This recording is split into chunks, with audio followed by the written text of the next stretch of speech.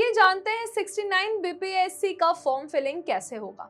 सबसे पहले आपको bpsc.bih.nic.in पे जाना है। उसके बाद आपको बीपीएससी का पोर्टल मिलेगा सामने। यहाँ पर आपको लेफ्ट साइड अप्लाई ऑनलाइन पे क्लिक करना है। जैसे आप अप्लाई ऑनलाइन पे क्लिक करते हैं तो आप आ जाते हैं रजिस्ट्रेशन पोर्टल में और नीचे जैसे आप नीचे स्लाइड करेंगे तो आपको 69 बीपीएससी फॉर्म फिलिंग दिखेगा। यहाँ पे आपको अप्लाई ऑनलाइन पे क्लिक करना है। जब आप अप्लाई ऑनलाइन पे क्लिक करेंगे तो अब शुरू होता है आपका रजिस्ट्रेशन का फॉर्म। देखिए रजिस्ट्रेशन का फॉर्म है तो पुराने जैसा ही, लेकिन कोशिश आप ये कीजिए, कोशिश क्या करना ही करना है कि आप 10th का आप सर्टिफिकेट लेकर बैठिए। जो 10th के सर्टिफिकेट में आपका नाम है, आपका फादर्स नेम है, आपके मदर्स नेम है, आपका डेट ऑफ बर्थ है, उसको सही स्पेलिंग के साथ एज इट इज आपको भरना है।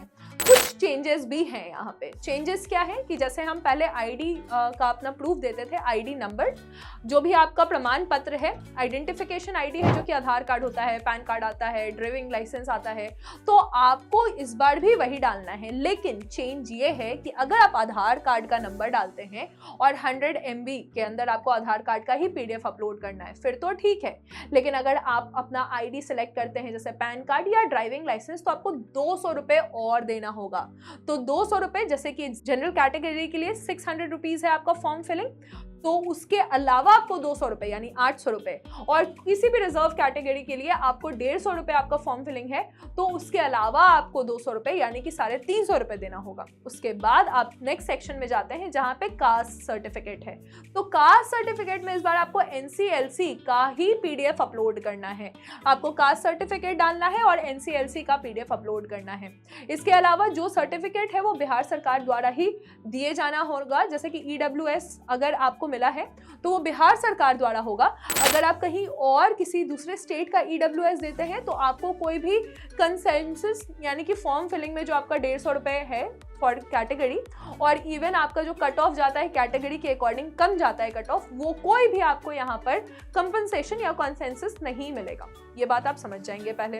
इसके बाद आप जानेंगे कि जब हम अपना रजिस्ट्रेशन करते हैं तो आपके पास एड्रेस में परमानेंट एड्रेस और करस्पॉन्डेंस एड्रेस दोनों आता है। परमानेंट एड्रेस में आप अपने गांव का एड्रेस डाल सकते हैं, लेकिन करस्पॉन्डेंस एड्रेस ध्यान से भरिएगा। जहां पे आप तैयारी कर रहे हैं या जहां आप एग्जाम देना चाहते हैं वहां का ही एड्रेस आप डालिए। फॉर एग्जाम्पल अगर आप गोपालगंज के हैं तो आप परमानेंट एड्रेस में गोपालगंज डालिए, लेकिन अगर आप पटना में तैयारी कर रहे हैं और आप अपना एग्जाम पटना में देना चाहते हैं तो आप अपने करस्पॉन्डेंस एड्रेस में पटना का एड्रेस डालिए। फिर हम पूरा रजिस्ट्रेशन का प्रोसेस देखते हैं और फिर आपका रजिस्ट्रेशन जो है वो सबमिट होता है। सबमिट होने के बाद आपको यूजर आईडी और पासवर्ड मिलता है। इस यूजर आईडी और पासवर्ड को आप लॉगिन करते हैं और लॉगिन करने के बाद आप जाते हैं फॉर्म फिलिंग सेक्शन में। अब फॉर्म फिलिंग सेक्शन में क्या करना है कि इस बार फोटो अपलोड नहीं करना है, जो सबसे बड़ी बात है।